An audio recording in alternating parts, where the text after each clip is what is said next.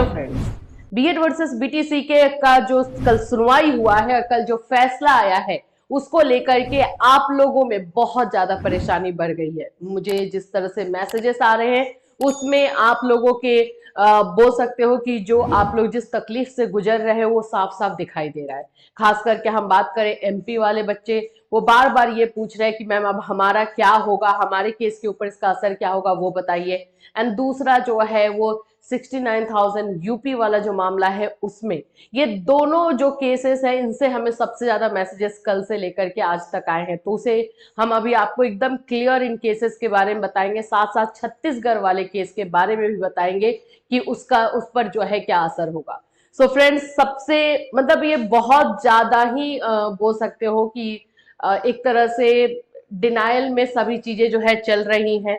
और बीएड को 1 to 5 से बाहर किया गया, ठीक है। जितने बच्चों ने उस गैजेट के आधार पर अपना बीएड किया है उन लोगों के बारे में बिल्कुल नहीं सोचा गया है। मैं एक बात जरूर बोलूंगी, जितने डीएलएड और बीटीसी के अभ्यर्थी सीरियस थे और जिस तरह से वो चीजों को ले रहे थे, बीएड में कुछ ना कुछ कमी तो रह गई है। बीएड अभ्यर्थियों की तरफ से कुछ कमी देखने को मिला है। कल जैसे हम आर्ग्यूमेंट सुन ही रहे थे, पूरा आर्गुमेंट हमने अच्छी तरीके से सुना है। उसमें दो जो एडवोकेट बीएड की तरफ से, एक ने तो बहुत अच्छी तरीके से अपना पक्ष रखा जो कि प्रशांत सर है, सीनियर एडवोकेट। बट एक जो एडवोकेट थे वो अलग ही एक मुद्दा लेकर के चले गए, जिसमें कि आपको वो जो टाइम मिल रहा है 15 सेकेंड 30 सेकेंड का जो आपको टाइम मिल रहा है उसको यूटिलाइज करना है।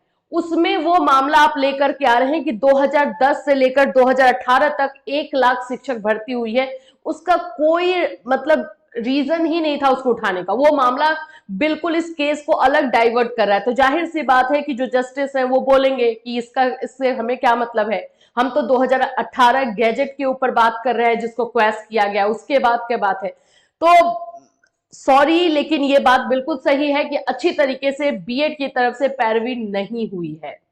हाँ, एक स्टार्ट जो है अच्छा मिला, लेकिन बीच में जो एक चूक हुई, और ये भी बोल सकते हैं कि ऑलरेडी जो है जो जस्टिस है हिमांशु धुलिया जी, उनका माइंड ऑलरेडी मेकअप है इस चीज को लेकर के कि बीएड मेरिट पे बिल्कुल एलिमेंट्री स्कूल में पढ़ाने के लिए नहीं है क्वालिफाइड, तो उसे नहीं मिलना चाहिए। लेकिन हम यहाँ पर बात कर रहे हैं जिन बच्चों ने उस गैजेट के आधार पर बीएड किया है उनके बारे में आप क्या सोच रहे हैं। वहां पर भी बात हुआ, उस बात को भी रखा गया, तो वो बोल रहे ये रोजगार का मामला यहाँ पे ना उठाया जाए, यहाँ पे क्वालिटी एजुकेशन की बात उठाई जाए। तो उतने सारे बच्चों के साथ क्या करेंगे, वो बेरोजगार उनको कर दिया जाए, वो रोड पर आ जाए, क्या करें वो, ये कोई आंसर नहीं। और इस बात पर तो कोई क्वेश्चन भी नहीं हुआ कि फिर उनको क्या किया जाए, वो कहां जाए। बहुत सारी चीजें हैं और अब हम डायरेक्टली बात करेंगे कि ये केस तो खारिज कर दिया गया है, इस केस में से डिस्पोज कर दिया गया है, जैसे कि आप देख ही रहे हो, और कल भी मैंने आपको इसके बारे में बता दिया था। आज हम फुल्ली बात करेंगे आपके क्वेश्चंस पे, जितने भी आपने क्वेश्चन किया है। सबसे पहले तो ये जो इसमें जो मांग की गई थी उसको आप लोग अच्छे से समझ लो कि यहाँ पे बोला गया था कि इनको ये हम इस बारे में यहाँ पे ये केस फाइल किया गया था कि जो ये है जो फैसला है 11 अगस्त का, वो कब से लागू किया जाए, है ना, उसको कब से लागू किया जाना है। क्या जो ऑन गोइंग भर्ती है, जो कि अभी जो भी वैकेंसीज चल रही है, क्या उस पर असर होगा, क्या उस पे जो पहले से नोटिफिकेशन आ चुका है, पहले से जो भर्तियां चल रही हैं, और उस पे क्या असर डालना है, ये सारे मामले को लेकर के था। तो फिलहाल तो इसको खारिज कर दिया गया है, तो ये मामला यहीं पर स्टॉप लग जाता है, इसमें कुछ और है ही नहीं। अब क्या रह गया है, अब हम बात सबसे पहले एमपी की कर लेते हैं। एमपी एक एक सारे स्टेट को उठाते हैं क्योंकि आप लोग वहीं कई बातों को जानना भी चाहते हो। एमपी हाईकोर्ट के बारे में बात करें, जहां पर मामला बीएड अभ्यर्थियों के लिए है, तो ये जो मामला है ये सब्जेक्ट टू आउटकम है। ये जब नोटिफिकेशन आया और राजस्थान वाला मामला चल भी रहा था, उस समय बोल दिया गया था कि ये मामला सब्जेक्ट टू आउटकम रखा जाएगा। सब्जेक्ट टू आउटकम क्या होता है पहले वो समझ लो। सब्जेक्ट टू आउटकम होता है कि जो फैसला आएगा, जैसा भी जो भी फैसला आएगा उसी के अकॉर्डिंग फिर यहाँ पर डिसीजन लिया जा सकता है, जो कि बिहार में हुआ। बिहार वाला मामला भी जो है सब्जेक्ट टू आउटकम था, तो 2 साल से काम कर रहे अभ्यर्थियों को, टीचर्स को जो है हटा दिया गया है।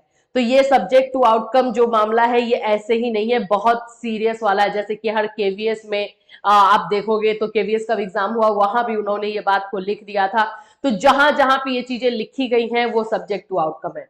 एमपी हाईकोर्ट के मामले में अगर हम बात करते हैं तो जस्टिस शील नागू जी ऑलरेडी पहले ही बोल चुके हैं कि जो भी एपेक्स कोर्ट से मामला आएगा, जो सुप्रीम कोर्ट से फैसला आएगा, उसी के आधार पर यहां पर फैसला होगा। उन्होंने तो यहां तक बोला था कि अगर सुप्रीम कोर्ट का फैसला नहीं भी हो पाता है उस दिन, तो वो मेरिट के आधार पे अपना डिसीजन सुना देंगे। मेरिट के आधार पे डिसीजन का मतलब आप लोग समझते ही हो कि डीएलएड के अभ्यर्थियों को वहां पर जो है ज्वाइनिंग के लिए बोल दिया जाएगा, क्योंकि मेरिट के अकॉर्डिंग वही जो है एलिजिबल है।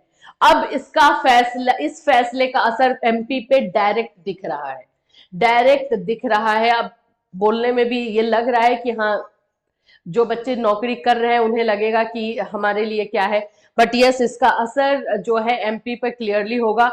और 29 जनवरी को जो एमपी में सुनवाई होने वाली है जबलपुर हाई कोर्ट में, उस पर आपको क्लियर तौर पे देखने को मिलेगा। पूरी तरीके से खतरा जो है, सबसे ज्यादा अगर मैं अभी बोलूंगी तो ये खतरा एमपी के बच्चों पर है। एमपी में जो भी वैकेंसी आई है, दो रीजन, एक तो ये सब्जेक्ट टू आउटकम रखा गया है उसकी वजह से, एंड दूसरा जो है ये पहले से ही जो है इस केस पे नजर था और इस केस के अकॉर्डिंग ही डिसीजन लिया जाना था, इसकी वजह से 2 बार एक्सटेंड हुआ है। तो ये एमपी के बच्चों के लिए है, जो कि एक सैड है, सैड पार्ट है। अब अगर हम बात कर लेते हैं कि 69,000 यूपी वाले बच्चों का क्या होने वाला है, ज्यादा क्वेश्चन आप लोग इसी सबसे पूछ रहे हो। देखो 69,000 यूपी का जो केस है हुआ तो इसी के आधार पर है, 28 इसी 2018 के गैजेट के आधार पर ही इनकी भी वैकेंसी हुई है। लेकिन यहाँ पे थोड़ा सा मामला में ट्विस्ट है। ट्विस्ट ये है कि सुप्रीम कोर्ट ने ये फैसला सुनाया है कि इन लोगों की भर्ती ले जाए। तो जो ये चीजें हुई है, 69,000 भर्ती हुई है, वो सुप्रीम कोर्ट के आधार पर हुई है। सुप्रीम कोर्ट के डिसीजन के बाद ये भर्ती ली गई है, पहला पॉइंट। ठीक, एक तो ये इसको अलग करता है। दूसरा पॉइंट इसको अलग करता है कि ये सब्जेक्ट टू आउटकम नहीं है। अब यहीं पर आपको जो है सब्जेक्ट टू आउटकम का पावर दिखाई देगा। अगर ये नहीं है तो ये बच सकता है। लेकिन मैं फिर बोलूंगी, अगर एडवोकेट वहां पर सही तरीके से नहीं रखेगा और सही तरीके से एडवोकेट अपनी बातों को नहीं रख पाए तो कुछ नहीं होगा, कुछ भी नहीं होगा, ये आप समझ लीजिए। तो अगर आप 69,000 यूपी वाले मामले को बचाना चाहते हैं, बच सकता है, इसमें चांसेस थोड़ा ज्यादा है, लेकिन आपको सही तरीके से वहां पे बातों को रखने वाला एक मीडियम चाहिए। अब वो एक सीनियर एडवोकेट आपको रखना होगा, एक्सपीरियंस जो इस मामले में है और जो अपनी बातों को रख सके। यही चीज आप लोगों को बचा सकता है फिलहाल।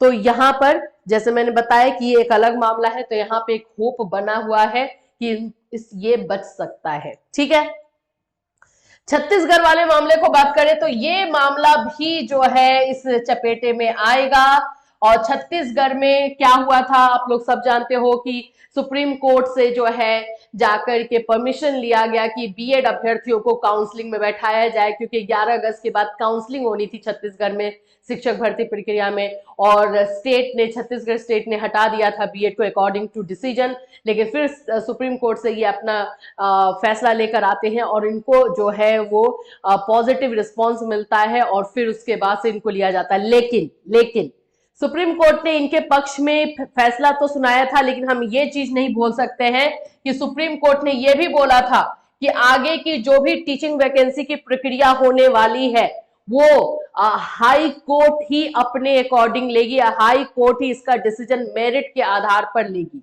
मतलब कि सुप्रीम कोर्ट ने इसके बाद काउंसलिंग में शामिल होने के लिए छोड़ दिया था, बच्चों को दे दिया परमिशन, लेकिन उसके बाद का जो भी जो है फैसला वो हाई कोर्ट में होगा। ये भी बात सुप्रीम कोर्ट ने क्लियर कह दी थी कि हाई कोर्ट ही फैसला लेगा।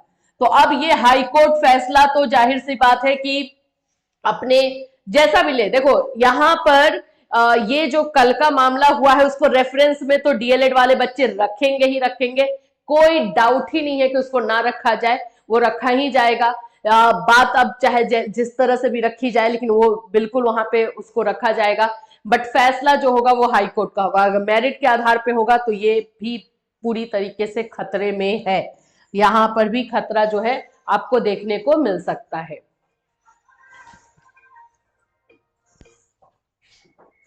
तो ये है बीएड वर्सेस बीटीसी से रिलेटेड इन सभी स्टूडेंट्स, इन सभी शिक्षक भर्ती प्रक्रिया पर जो है असर आपको दिखाई दे सकता है। अब आगे क्या करना है, आगे इस मामले को बीएड अभ्यर्थी कैसे लेकर के जाते हैं या फिर यहीं पर इसमें फुल स्टॉप लगता है, जो भी इससे रिलेटेड अपडेट होगा डेफिनेटली आपको हम इसी चैनल के माध्यम से इन्फॉर्म करेंगे। Till then take care everyone.